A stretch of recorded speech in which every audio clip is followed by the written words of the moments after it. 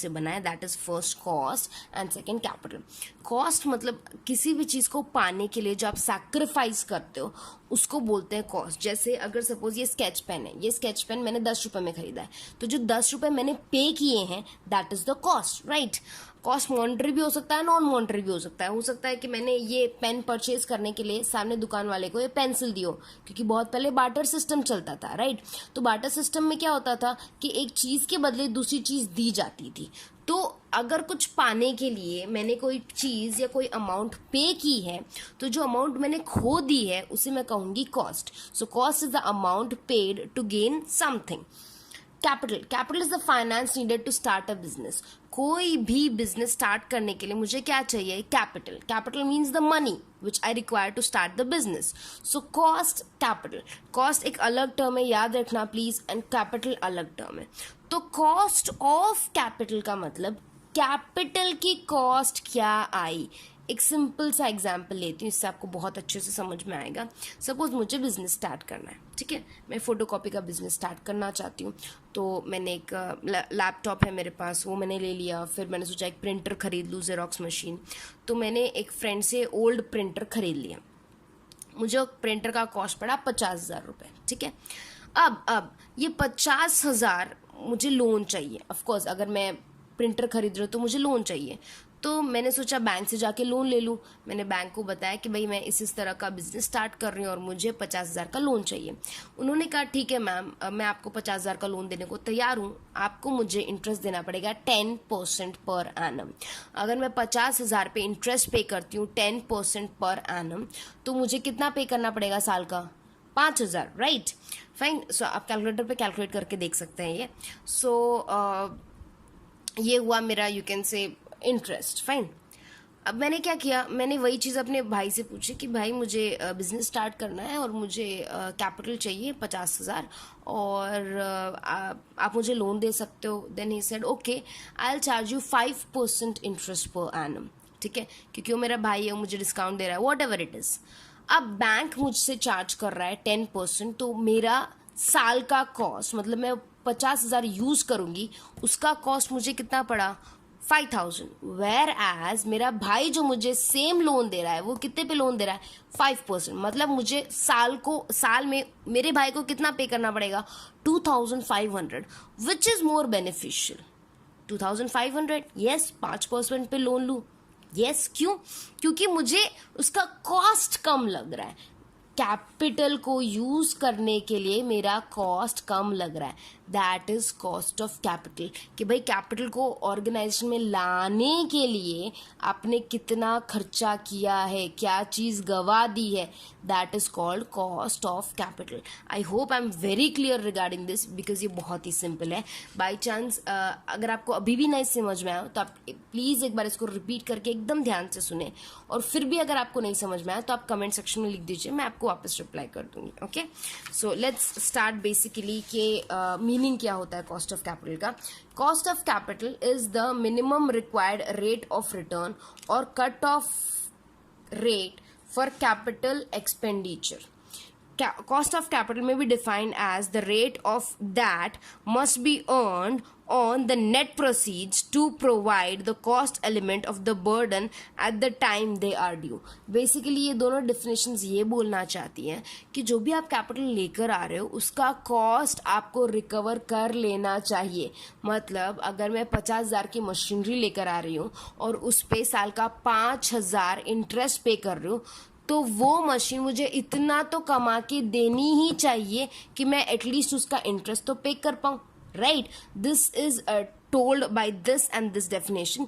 Basically cost of capital वो cost होता है जो उस कैपिटल को एक्वायर करने में और अपने पास रखने में जो खर्चा लग रहा है उसे मैं कहूंगी cost of capital. Fine. Basically cost of capital की इम्पोर्टेंस क्या है?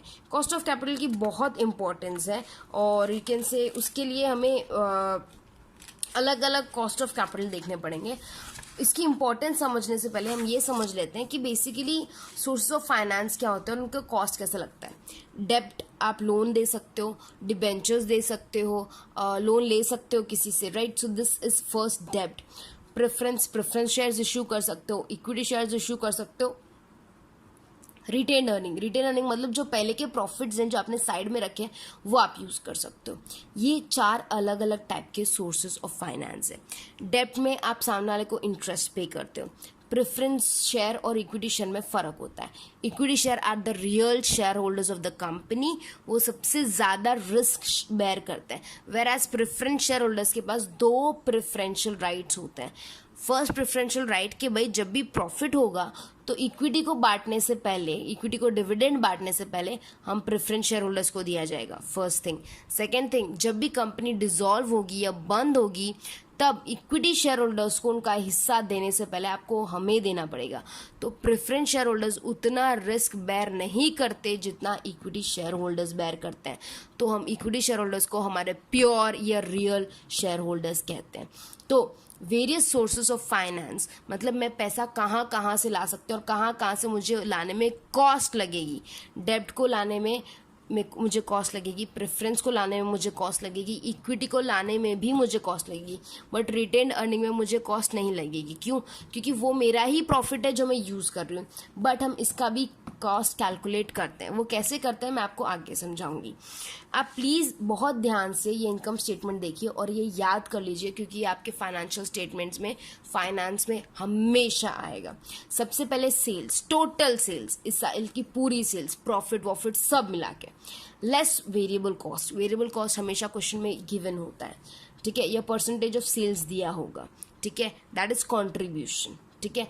सेल्स माइनस वेरिएबल कॉस्ट आता है कॉन्ट्रीब्यूशन। कॉन्ट्रीब्यूशन को कैलकुलेट करने का एक और तरीका है, that is EBIT plus fixed cost. अगर आप उल्टी कैलकुलेशन करते हो ना तो भी आप कॉन्ट्रीब्यूशन तक पहुंच सकते हो, फाइन। देन कॉन्ट्रीब्यूशन से मैं लेस करूंगी fixed cost. Fixed cost less करने के बाद आएगा मेरा EBIT। EBIT का फुल फॉर्म है earning before interest and tax. कुछ लोग इसे PBIT भी कहते हैं, तो कुछ बुक्स में आपको PBIT भी मिल सकता है, that is profit before interest and tax, but दोनों का मतलब सेम ही है। उसके बाद हम इंटरेस्ट लेस करेंगे। इंटरेस्ट किसका इंटरेस्ट? डेब्ट का इंटरेस्ट, जो हमने डिबेंचर होल्डर्स को दिया होगा या जिनसे लोन लिया है उनको दिया होगा, तो वो इंटरेस्ट मैं लेस कर दूंगी अर्निंग बिफोर इंटरेस्ट और टैक्स में से। उसके बाद आएगा मेरा अर्निंग बिफोर टैक्स या प्रॉफिट बिफोर टैक्स।